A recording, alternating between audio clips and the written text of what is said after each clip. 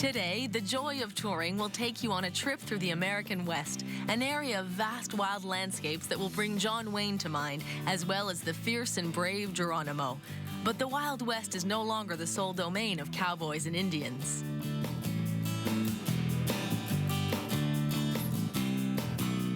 The West has entered the 21st century, and while it has a rich history, it is also one of the most modern, cutting-edge places on the planet. Just think of the flashing lights of Hollywood in Las Vegas. It's easy to see that what was once thought to be El Dorado has turned into a highly coveted vacation spot that has something to interest everyone.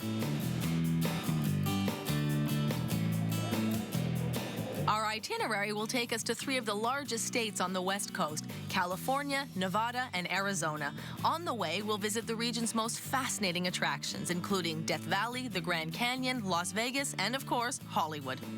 For some, the Southwest is a symbol of showbiz. For others, it's about cowboys and Indians. Whatever interests you, come along and join us on our all-inclusive tour through the southwestern United States on the joy of touring.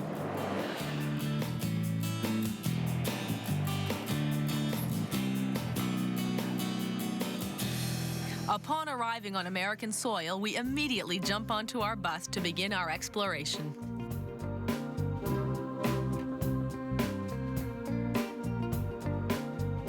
Our first stop will be Los Angeles, the second most populous city in the U.S. after New York.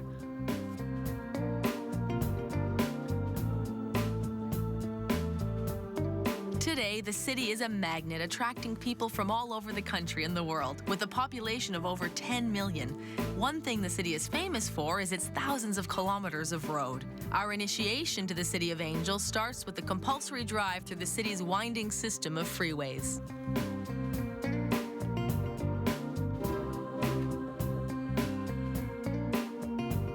Fortunately, lanes reserved for high-occupancy vehicles allow us to move smoothly through the freeway. We soon arrive in the city's historical district.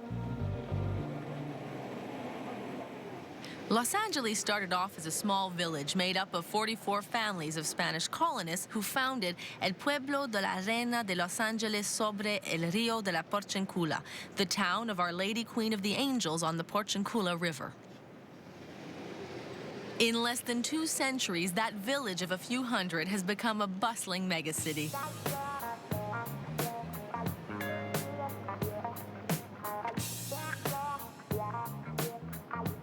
In the old plaza of the historic district, statues of King Carlos III of Spain and of Felipe de Neve, first governor of the Californias, remind us of the area's Spanish roots that are still visibly strong. In the surrounding area, we can visit various historical sites, including the Nuestra Señora Reina Mission, founded at the same time as the city by Spanish Franciscan monks, and also have a look at the oldest house in the city, called Avila Adobe. Built in 1818 by Don Francisco Avila, who was then mayor of LA, the house has been maintained as close to the original as possible in order to give us an idea of the living conditions in California at that time. The house sustained severe damage from an earthquake in 1971. Fortunately for us, it has been completely restored.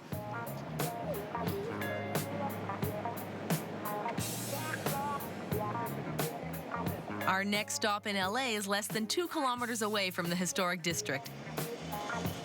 The Los Angeles Music Center is a complex composed of several buildings dedicated to music.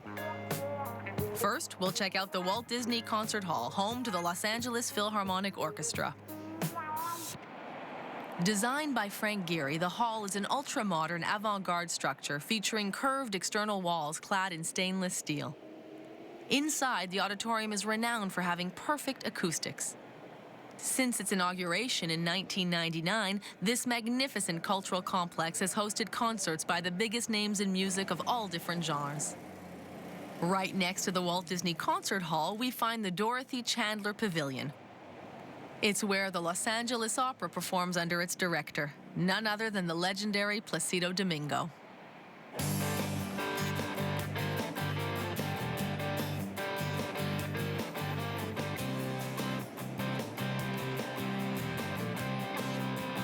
Let's get back on the bus, and we'll take the Santa Monica Freeway towards Beverly Hills.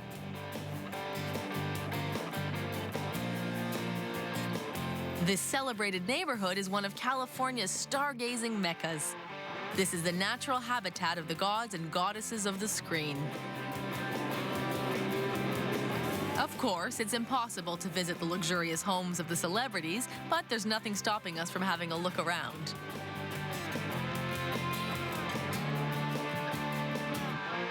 Made famous in the movie Pretty Woman, Rodeo Drive is one of the most expensive shopping streets in the world. Luxury boutiques, designer clothes, jewelry, art galleries, everything around here points to affluence.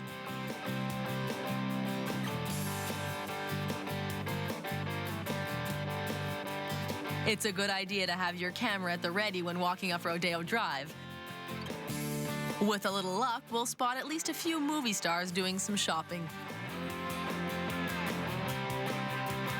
Now let's set our course for the famed Sunset Boulevard, which stretches from the city center all the way to the Pacific Ocean. Hollywood, here we come, a name that embodies the California dream.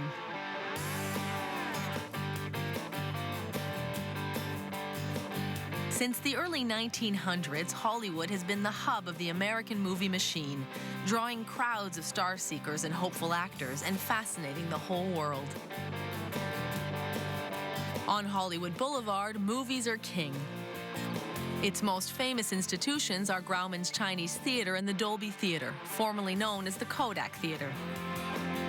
These are where the major Hollywood pictures premiere and where the Oscars are given out every year. Whether they win one of the coveted little gold statues or not, many actors can take comfort in another popular mark of recognition, a star on the Walk of Fame.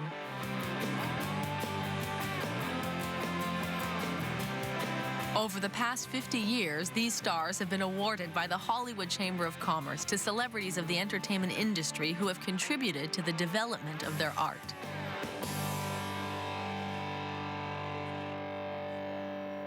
Today, the famous sidewalk includes over 2,500 stars shining in the firmament of glory and tens of thousands who dream of being added.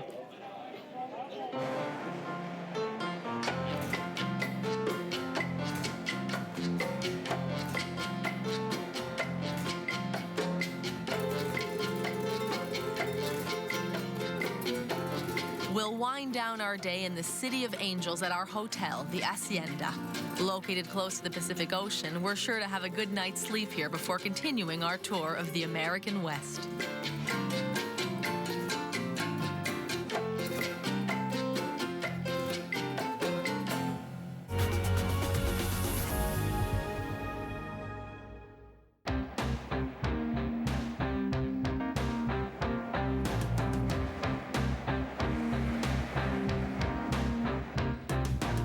Another beautiful day rises on the west coast of the United States. We'll start our day with a visit to two spots that are extremely popular among sun seekers, Santa Monica and Venice Beach. Surrounded by the vast, sprawling city of LA, these two small municipalities are located right next to each other on the Pacific coast and have magnificent beaches, lapped by the waves of Santa Monica Bay. It's only a short drive from our hotel to Santa Monica. On arrival, we're immediately confronted with a postcard-perfect scene, magnificent beaches, towering palm trees, and surfers riding the waves. What more could you ask for? But the undisputed star of this beach is the celebrated Santa Monica Pier, an immense dock that stretches far into the Pacific Ocean.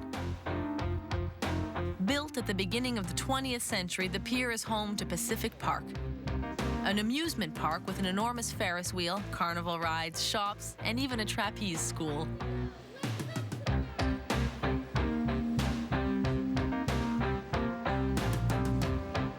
This pier is a symbolic spot for many Americans.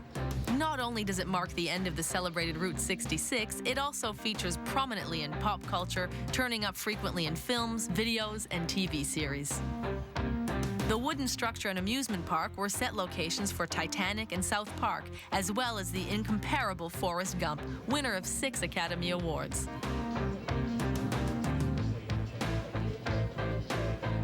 The Robert Zemeckis film has left its mark here on the pier in Santa Monica.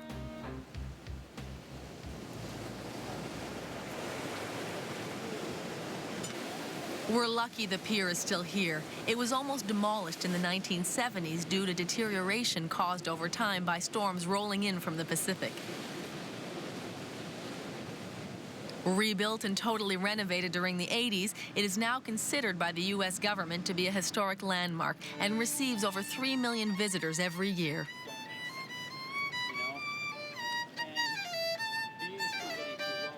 Just a few minutes walk, or an even shorter ride on the bike path, takes us to the legendary Venice Beach.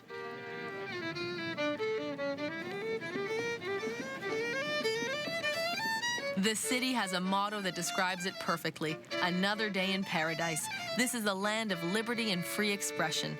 A perfect place for people watching and exploring the charming shops that line the beachfront.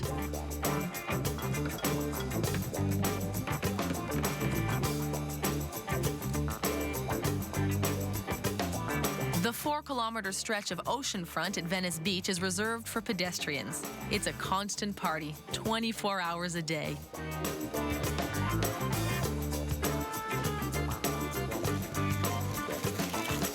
Venice, California is also known as the birthplace of the modern skateboard. California experienced a long drought during the late 1970s. The empty pools were transformed into skate parks for people looking to hone their skills on a skateboard. Over the next 30 years, the sport has developed into a real institution, and the skate parks attract crowds of skaters from all over the world.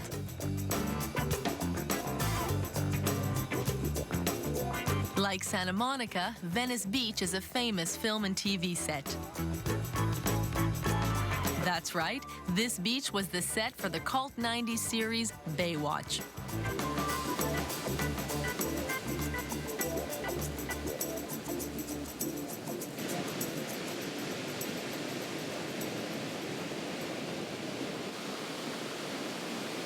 After spending some time feeling the warm sand between our toes, we'll head back to the bus and get back on the road.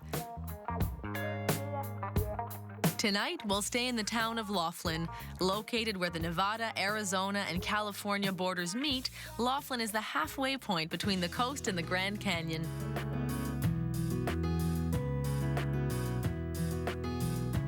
In mere minutes, even as we merge onto the interstate, we observe a radical change in scenery.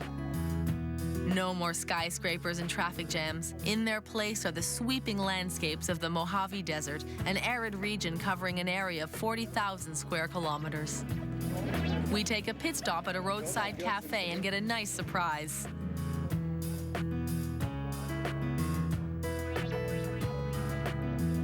Newberry Springs is the desert town where the film Baghdad Cafe was shot in the mid-'80s. When the film was made, this establishment was called the Sidewinder Cafe. It was renamed in honor of the critically acclaimed movie. Almost nothing has changed since then.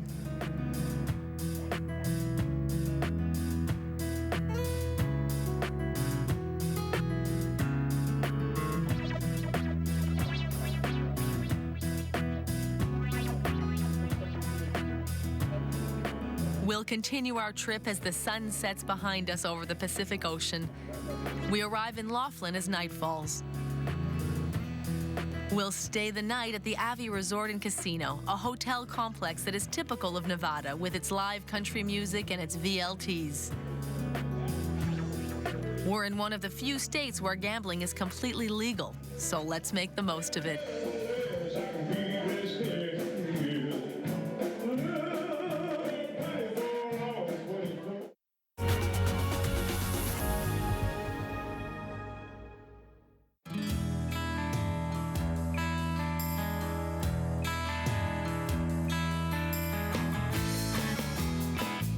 The sun is rising over the small town of Laughlin in Nevada.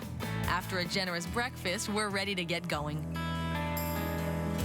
Just a few kilometers on the road, we cross the state line into Arizona. Our course is set for Grand Canyon National Park.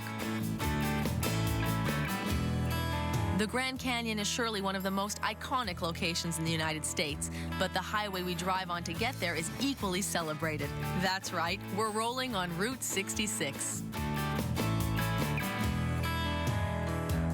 Route 66 has been sung and written about countless times and has become more than just a highway. It has become part of our collective imagination, a page out of the American history books. The first ever transcontinental highway, Route 66, was established in 1926 when the Department of Transportation united a system of existing roads into a single cross-country highway. It went into decline decades later with the construction of the U.S. interstate highway system. A few segments of the legendary highway remain today. Small towns like Seligman still champion the images of their glorious past. Filled with souvenir shops, antiques, and vintage cars, this region is steeped in nostalgia for an era in which America was a prosperous rising power. But people don't take themselves too seriously. What's your specialty? Chicken. Yeah, chicken, eh? Everything seems to be just a little laid back.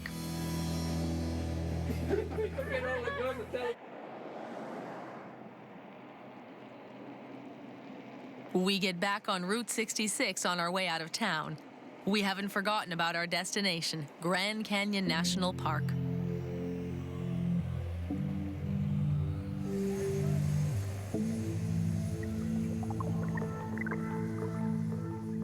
And let me tell you, we're pulling out all the stops, touring the Grand Canyon in style. We leave our bus behind to climb into a helicopter that will really let us take a good look at this incredible natural phenomenon. In just a few minutes, the Grand Canyon is in sight.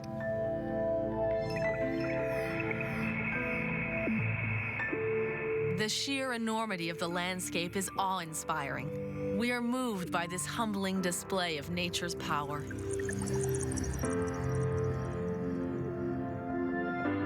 The Grand Canyon National Park covers an area of almost 5,000 square kilometers, making it 85 times larger than Manhattan Island in New York. Carved out of rock by the Colorado River, the canyon is 450 kilometers long, stretching from Lake Powell to Lake Mead.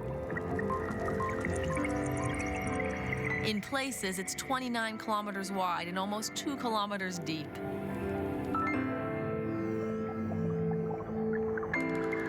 The layers of rock at the bottom of the canyon were formed 1,080,000,000 years ago, while the rock at the peaks was formed only 270 million years ago.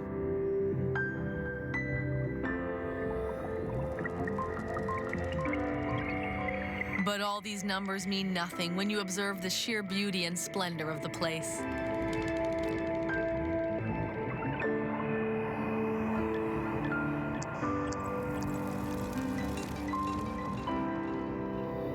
It's an experience that can change your view of the world. Witnessing the gargantuan forces of nature and time makes us realize how small we really are. The story of the Grand Canyon began almost 2 billion years ago, and many more chapters will be written after we're gone, as long as the Earth exists.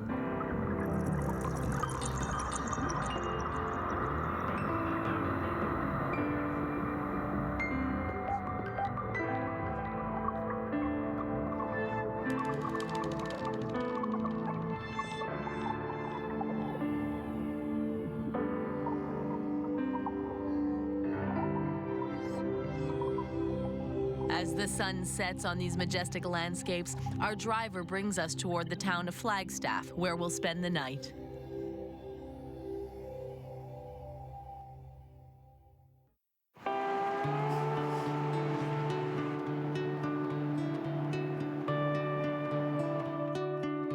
We leave our hotel in Flagstaff early in the morning to get back on the road. Our destination, Monument Valley, located in the middle of Navajo country. Before European colonists settled in the United States, the Navajo lived on an immense stretch of land that encompassed Arizona, Utah, and New Mexico. After numerous conflicts with the settlers, more than 8,000 Navajos were forcibly deported to New Mexico. Many years later, the tribe was able to reclaim part of their land, which had been designated reservation land. Since 1964, Monument Valley Navajo Tribal Park is under the Navajo jurisdiction.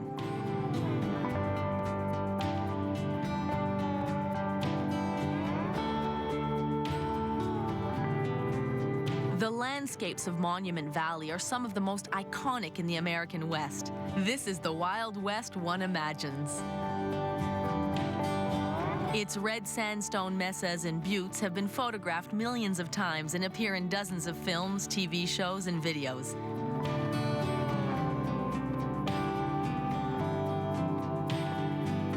It was here that John Wayne was filmed in the iconic 1939 movie Stagecoach. From that day on, Monument Valley has been the set location for many productions, including Once Upon a Time in the West and even 2001: A Space Odyssey. To get a better understanding of the land and to grasp the history of the park, nothing beats a tour by a Navajo guide.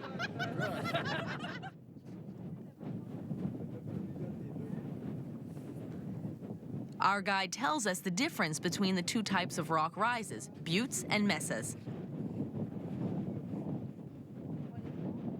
A butte is taller than it is wide, while a mesa is wider than it is tall.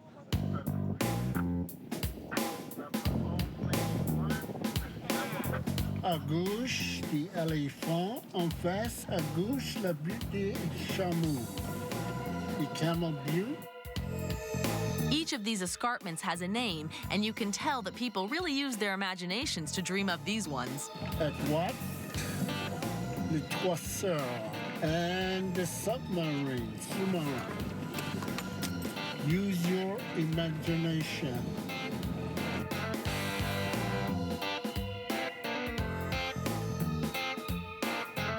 Further down the road, we visit a hogan, a traditional Navajo house. Built of juniper and cedar branches covered with earth, these traditional houses provide shelter over the chilly winters. At the sight of the hogans, our guide bursts into a traditional song.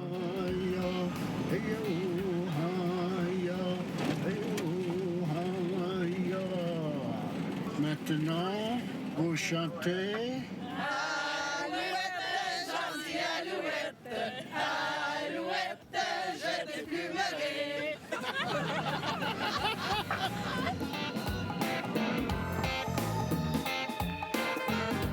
In this unforgettable landscape, we are again confronted by the incredible power of nature, which sculpted these rocky peaks over millions of years. At the foot of a mesa, we have a break and stretch out our legs and try some of the local food. Bon appétit.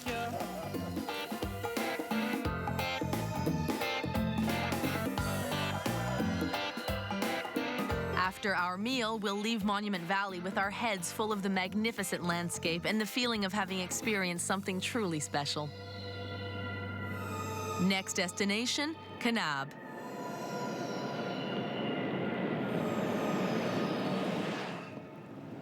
Following our encounter with the gracious Navajo in Monument Valley, now we're going to spend some time with the cowboys of Kanab. The town of Kanab is located around 4 hours away from the Navajo Reserve. The drive is a blessing, letting us catch up on our rest and daydream about the trip ahead. The day is coming to an end. When we arrive, we'll drop off our bags at Kanab's Shiloh Inn, where we'll spend the night and head to the Chuck Wagon Cookout for supper. In order to make a Western movie, we need a few actor, and we'd really like you to do that. The restaurant specializes in the traditional food of the American West. But the thing that makes it famous is the surprise film set the restaurant has prepared for us. Choosing from a wide range of cowboy hats, Indian headdresses, and military caps, we're all invited to take part. We'll be recreating a scene in a movie under the direction of the friendly owner. Take one, if how the West was lost, roll the sound. Indians on one side, cowboys on the other, with a generous sprinkling of settlers and cavalry for extra flavor. The storyline may not always be crystal clear, but it's an excellent excuse to cut loose, and a great time is had by all. Bravo, guys, bravo! Bravo! After the customary cast photo, our evening continues around the table, which is laden with a well-deserved supper, complete with musical entertainment. Having a wild time in the Wild West.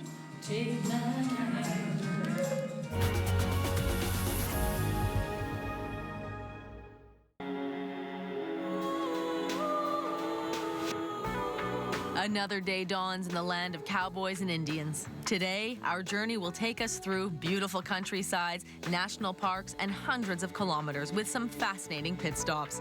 By the day's end, we'll be kicking up our heels in the gambling capital of the world. Leaving Kanab, we'll head back into Arizona for a few kilometers before crossing into the state of Nevada, where we'll set our course straight for Las Vegas. Our noses are glued to the windows, our eyes wide open. We don't want to miss the region's magnificent landscapes. Welcome to Bryce Canyon, our first stop.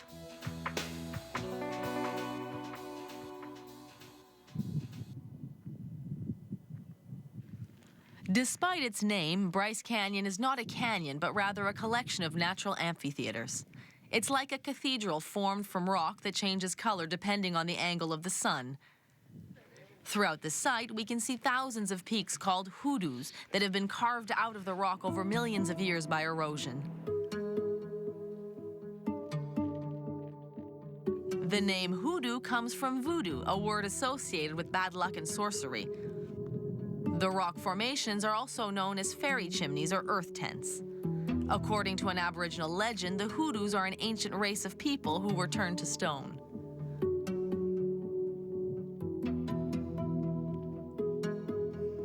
Hikers will be overjoyed to find over 80 kilometers of trails that can be explored by foot or on horseback, from which an observant adventurer can identify over 100 species of birds and mammals, as well as a wide variety of plants. But our time is precious, so after our stop, we'll get back on the road to continue our discovery of the southwestern United States.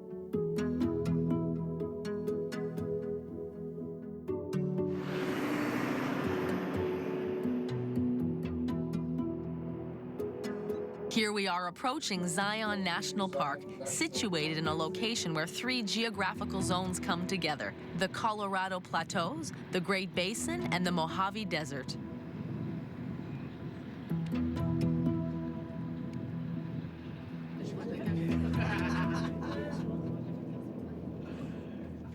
Until the 1920s, the road running through this park was a dead end. 3 years of digging and blasting resulted in this narrow tunnel, which takes us an impressive 1.6 kilometers straight through the rock.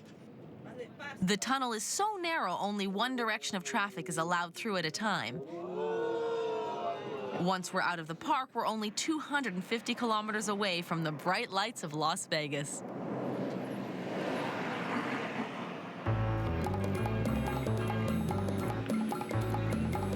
This city is the epitome of excess. Everything is bigger, more flamboyant, more extravagant than anywhere else.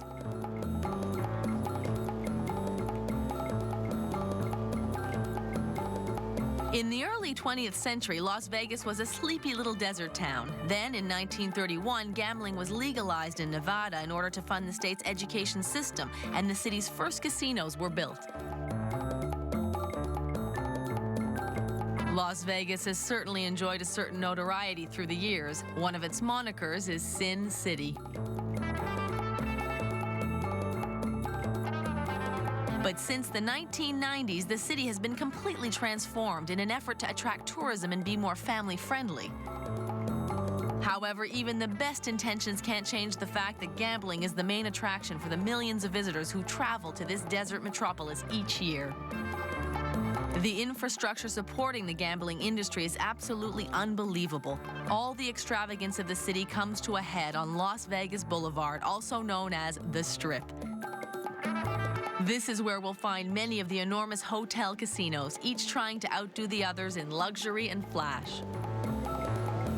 The Fremont Street Experience is an attraction built around Las Vegas's two oldest casinos, Binion's Horseshoe and the Golden Nugget.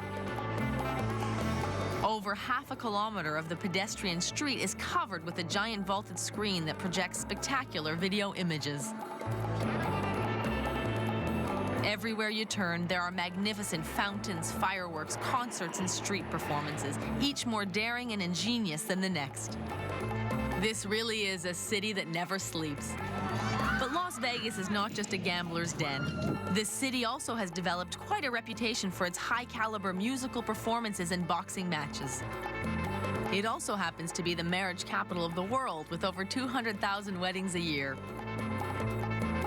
The Mirage, this aptly named hotel in the middle of the desert, was built in 1989 at a cost of $630 million and helped kickstart a new period of development here in Las Vegas. Across the street, the Venetian epitomizes Las Vegas extravagance. Why would anyone go to Venice, Italy, when we can recreate it right here in the middle of the desert? The only thing missing is the pigeons of St. Mark's Square. And for a truly romantic experience, why not go for a ride in a Venetian gondola? And these are only a few of the delights that compose the recipe of Las Vegas's success.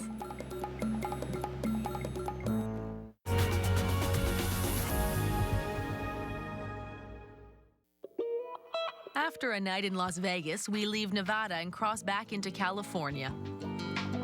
Our destination today is the largest national park in the continental U.S., Death Valley National Park. It's truly a park of extremes.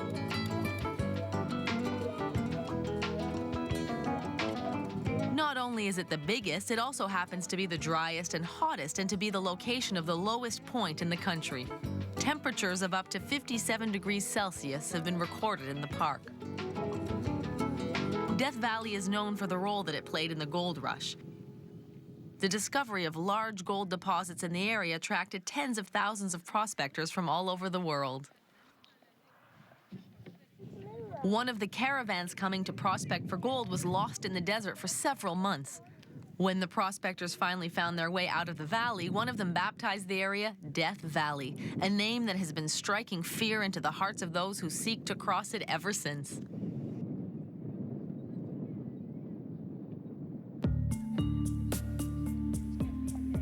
At 85 meters below sea level, Death Valley's Badwater Basin is the lowest point in the United States. The basin is surrounded by desolate lunar landscape with no possibility of shade from the pitiless sun. Badwater Basin is actually on the site of a former lake that has dried up. At the bottom, settlers found borax deposits. The industry that sprung up around them allowed the region to prosper. Used in detergents and antiseptics, the borax was mined here until the 1930s, when the industry collapsed and the mines were closed. The heart of the borax industry was found in Furnace Creek in the center of the valley. Today, Furnace Creek is the location of the park's visitor center that recalls past days of prosperity when the mule trains crossed the region. These 20 mule trains hauled tons of borax through 265 kilometers of scorching desert to the nearest railroad.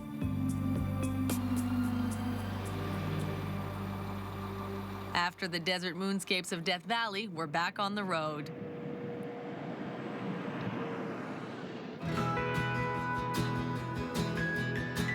We're heading towards the Pacific coast to the city of Monterey. Monterey has always been a magnet for artists and writers, including the renowned John Steinbeck, author of The Grapes of Wrath.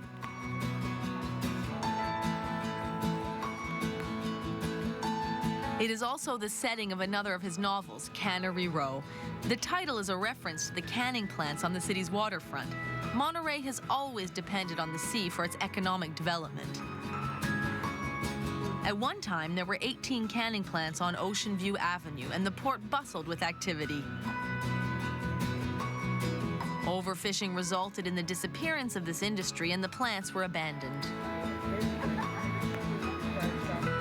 The area is now completely restored and has been renamed Cannery Row in homage to the Steinbeck novel.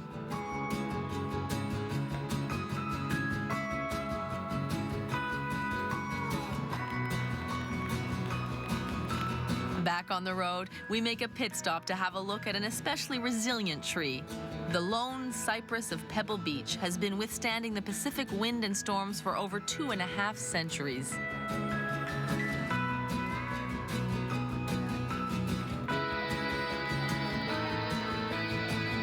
Once again, we're on board the bus for the last few kilometers between us and San Francisco.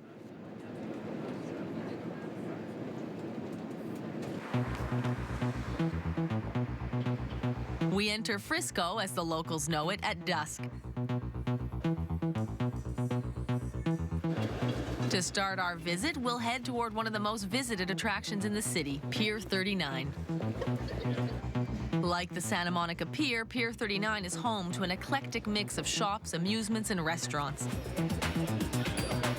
One of them is Bubba Gump, a chain that has over 35 restaurants all over the world. This is where we'll eat tonight.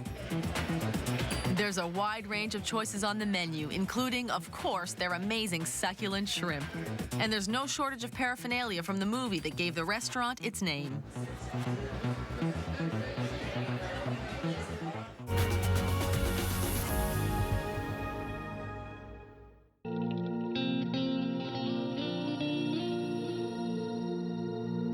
The day dawns behind the Oakland Bay Bridge over San Francisco Bay. It's already our last day on this adventure through the American West. We're getting ready to explore another legendary American city.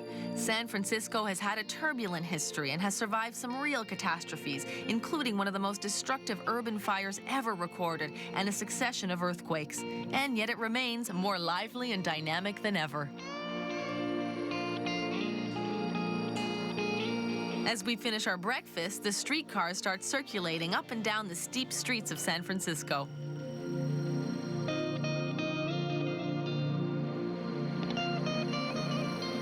Established in 1776, the city experienced a population explosion during the California Gold Rush in the late 1840s. The thousands of prospectors who moved with their families to the West Coast were called 49ers. A statue stands in their honor in front of the San Francisco City Hall.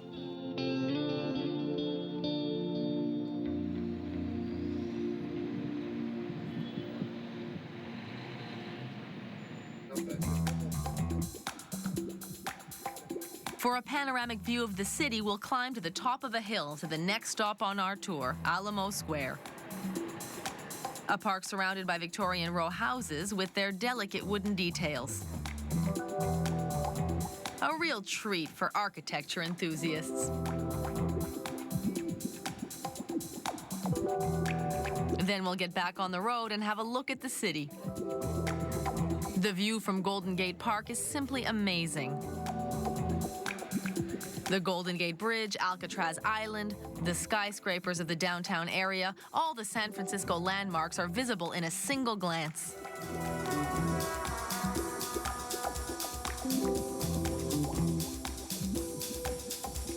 All around us, local artists create their own version of the panorama. Golden Gate Park also contains the San Francisco Conservatory of Flowers, one of the oldest botanical gardens in the United States. Since it was founded in 1879, the magnificent Victorian Pavilion has been a destination for generations of plant lovers. But the centerpiece of the park is, of course, Golden Gate Bridge, the most famous bridge in North America. It connects San Francisco with Marin County and the cities of Northern California. When it was built in the 1930s, it was a true technological marvel. 2.7 kilometers long and 27 meters wide, its suspension towers soar 230 meters above the water. The idea to paint it bright orange wasn't only an aesthetic choice. The orange paint makes the bridge easier to see in a bay that is often shrouded in fog. From the lookout on the North Shore, we can see a different view of San Francisco, one that includes the next stop on our American adventure, Alcatraz Island.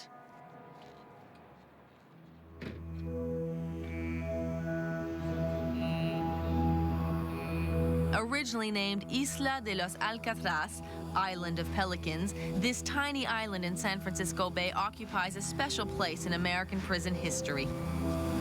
A military prison at the beginning of the 20th century, it was transformed in 1933 into a high-security federal penitentiary, designed to hold the most dangerous and troublesome prisoners in the system. Its inmates included Al Capone, Mickey Cohen, and George Machine Gun Kelly. The island is a perfect location for a prisoner. Although it's just under 2 kilometers from the coast, the nasty currents, cold water, and hungry sharks prevent any escape.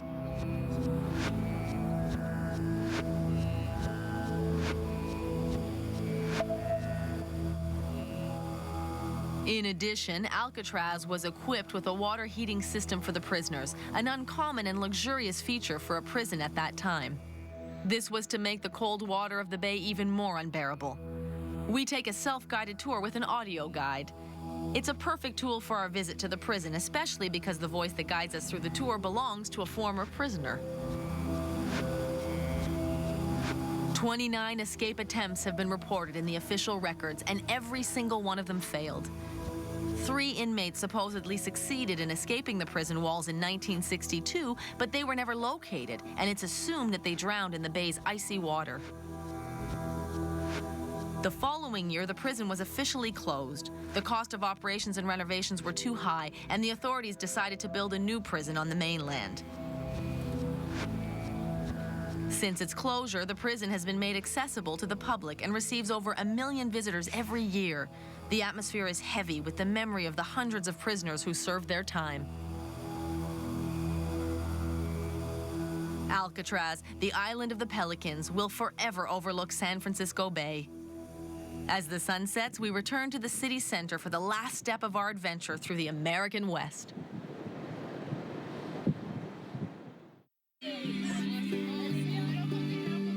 For a strong finish to our trip, we have a surprise waiting for us.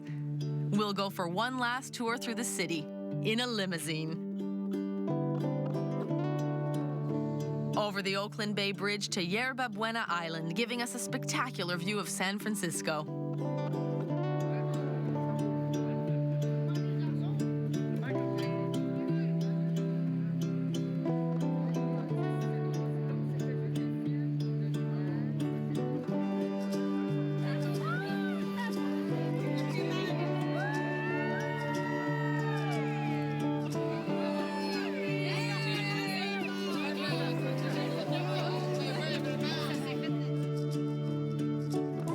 This all-inclusive tour through the southwestern United States was an incredible experience.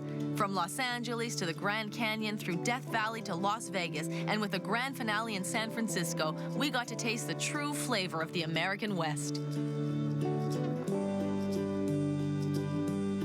The Far West is such a fascinating and iconic region. It's going to be tough to beat. But don't put your suitcases into storage quite yet. The world is full of travel opportunities just waiting to be discovered. Come along with us on our next trip on the joy of touring.